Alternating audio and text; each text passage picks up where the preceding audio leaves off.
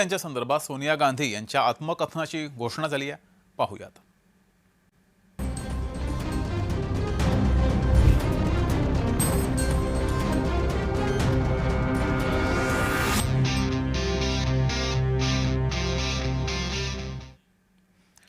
काँग्रेसच्या ज्येष्ठ नेत्या सोनिया गांधी यांच्या बहुप्रतीक्षित आत्मकथनाची अखेर घोषणा झाली आहे. Belong a journey of love या नावानं त्यांचं आत्मचरित्र 10 नोव्हेंबर 2026 रोजी प्रकाशित होणार आहे.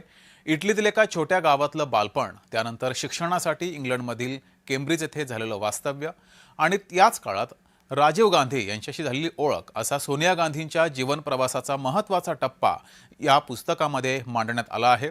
राजीव गांधी यांच्या हत्येनंतर सोनिया गांधी यांच्या आयुष्याला मिळालेलं वेगळं वळण आणि त्यानंतरचा त्यांचा राजकीय प्रवासही आत्मकथनामध्ये महत्त्वाचा ठरणार आहे. काँग्रेसचे नेतृत्व स्वीकारण्यापासून ते पक्षाच्या दीर्घकाळ अध्यक्ष राहण्यापर्यंतचा प्रवास, तसंच पंतप्रधानपद स्वीकारण्यास त्यांनी दिलेला नकार, याबाबतचे अनुभव सुद्धा पुस्तकातून समोर येणार आहेत. या आत्मकथनामध्ये गांधी कुटुंबातील वैयक्तिक नातेसंबंध, इंदिरा गांधींसोबतचे संबंध, कुटुंबावर आलेले आघात आणि सार्वजनिक जीवनाची वैयक्तिक किंमत यांचाही वेध हा घेतला जाणार आहे.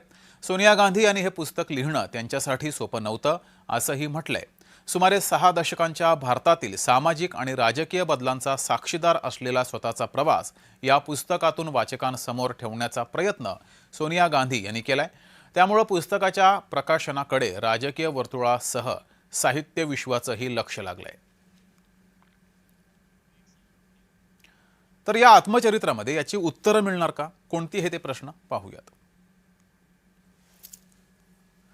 राजीव गांधी यांच्या हत्येनंतर शरद पवारांना पंतप्रधान का नाही केलं, या प्रश्नाचं उत्तर या आत्मचरित्रामध्ये असेल का? नरसिंह राव यांच्यावर नाराजी कशामुळे होती? नरसिंह रावांच्या मृतदेहाला काँग्रेस मुख्यालयात का ठेवू दिलं नाही? राजकारणामध्ये येण्याचा निर्णय का घेतला? 2004 मध्ये संधी असताना पंतप्रधान पद का स्वीकारलं नाही? डॉक्टर मनमोहन सिंग यांना पंतप्रधान करण्याचं कारण काय होतं? माधवराव सिंधिया हयात असते तर त्यांना पंतप्रधान केलं असतं का? राहुल गांधींनी यूपीए सरकारमध्ये मंत्रिपद का नाही स्वीकारलं? राहुल गांधींना अद्याप यश आलं नाही, यामागे काय कारण असावं?